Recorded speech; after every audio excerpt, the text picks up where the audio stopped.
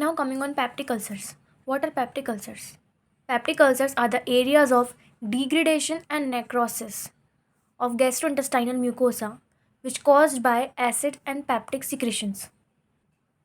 Due to increase in the amount of acid, the mucosa of the GIT or the stomach degrades, due to which ulcers are formed. What is ulcer? Ulcers are a breach in mucosa of alimentary canal that extends through the muscularis mucosa into submucosa or deep. What is breach? Breach is a kind of depression which is formed in the mucosa of GIT. This breach then go deep into the submucosa.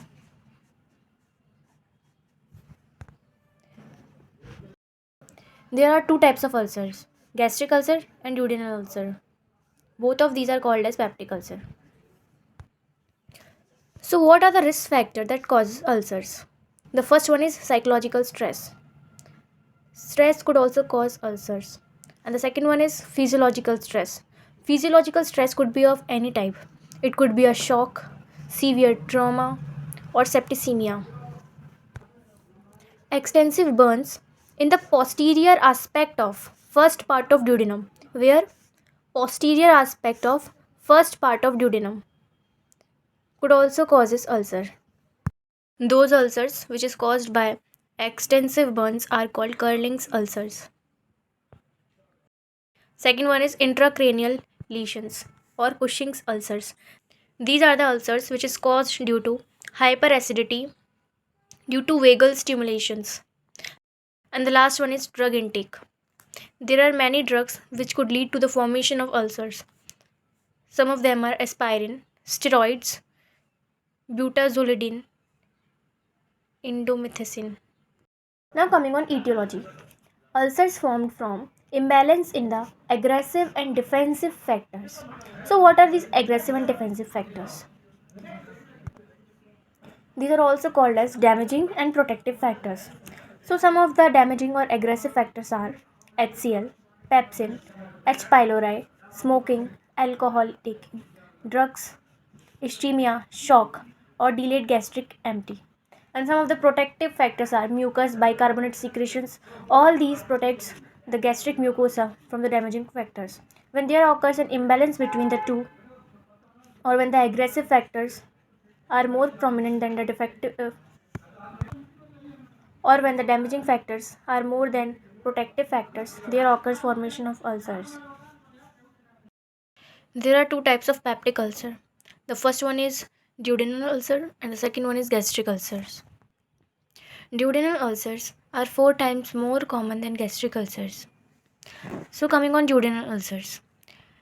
It is present in the first part of duodenum, which is immediate post-pyloric. That means the duodenal ulcers are present in the first part of the duodenum, which is just close to the pyloric part of the stomach. In the duodenum, the ulcers mostly occurs in its anterior wall. The second one is gastric ulcers. Gastric ulcers occur in the lesser curvature in the region of pyloric antrum, that is this region of stomach.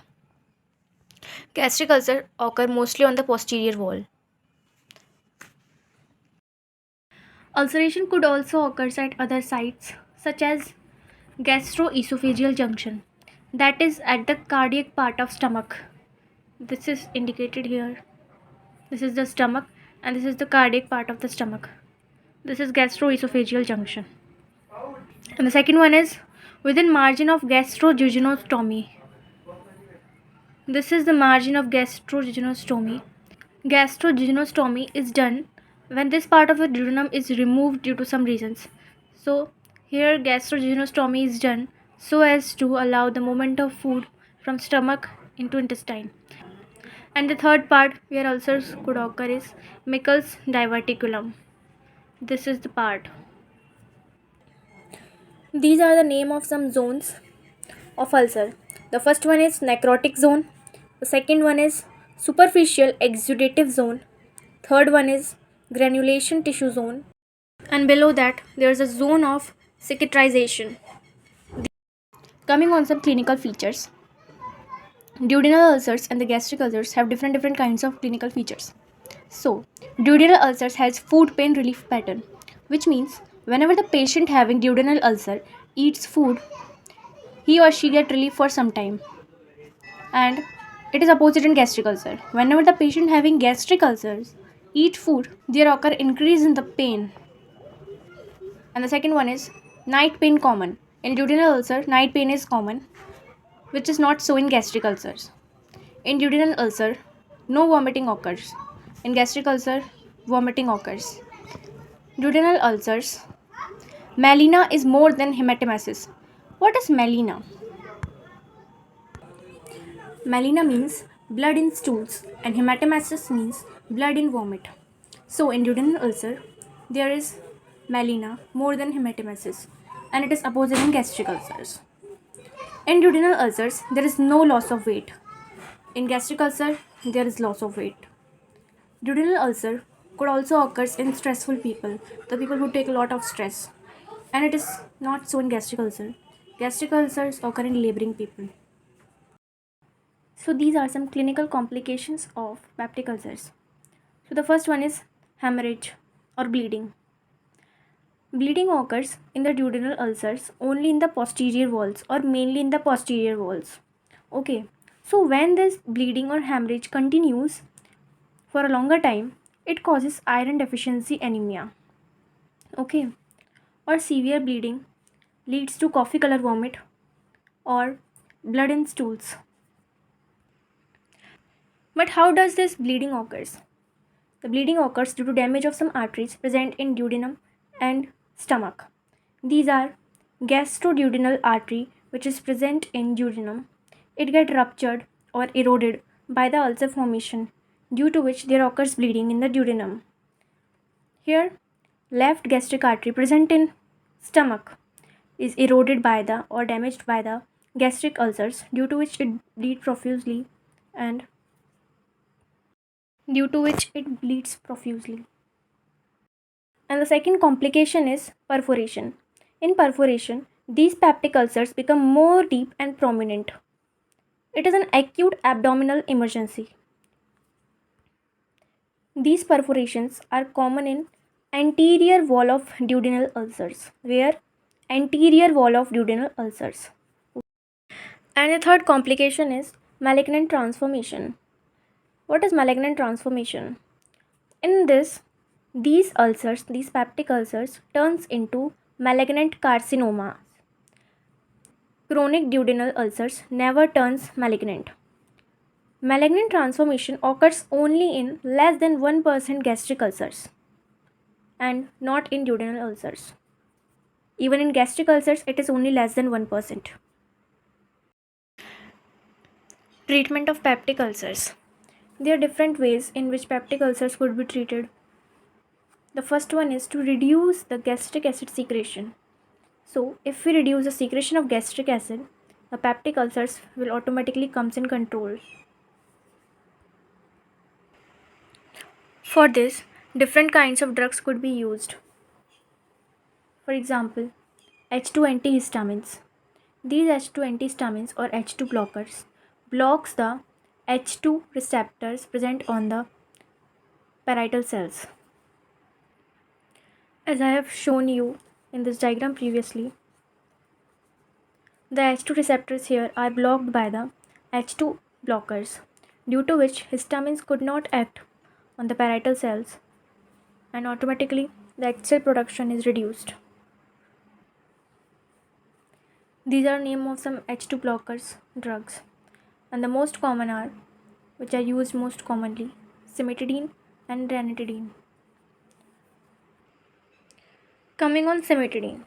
Cimetidine and other H2 blockers block the histamine induced gastric secretion. We know how they do this. They block the H2 receptors present on the parietal cells.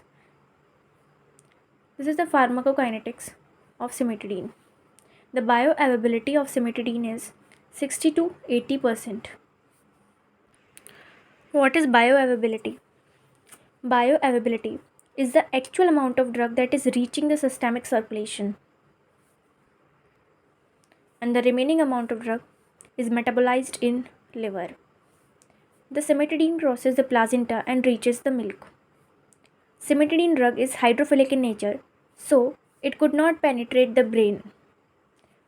Two-thirds of dose of cimetidine is eliminated via urine and feces. In the patients having renal failure, there should be decrease in the dose of cimetidine given. Otherwise, it could be fatal. There are some adverse effects of cimetidine. These are headache, dizziness, dry mouth. Cimetidine also acts on CNS and causes convulsions, coma. It occurs mainly in elderly people. If the cimetidine is given in a higher dose for longer time, it could also causes gynecomastia in males, loss of libido, impotence, and it also decreases the sperm count temporarily. If a patient is given higher amount of IV injection, intravenous injection of cimetidine, it could lead to the release of histamine, which in turn can cause bradycardia, arrhythmias, and cardiac arrest. There are some interactions of cimetidine. Cimetidine reduces the hepatic blood flow. It also inhibits the metabolism of various drugs and it leads to the accumulation of these drugs to the toxic levels. This is the second most important drug, ranitidine. It is 5 times more potent than cimetidine. The pharmacokinetics of ranitidine is same as that of cimetidine. There is no difference between the two. Hours, which is more than that of cimetidine. No, no gynecomastia is occurred by intake of this drug. It also don't increases the prolactin secretion. It does not inhibit the hepatic metabolism of other drugs. So basically, ranitidine does not interfere with the metabolism of other drugs present in the body. There are very less side effects or no side effects of this drug.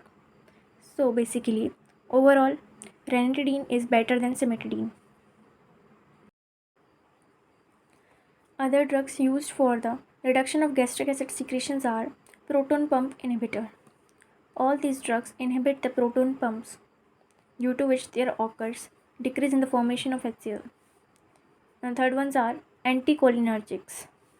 Anticholinergic drugs also inhibit the secretion of gastric acid. Prostaglandin analogs. Prostaglandins also works in the same way. It also reduces the formation of gastric acid. The second way to treat the peptic ulcer is to neutralize the gastric acid.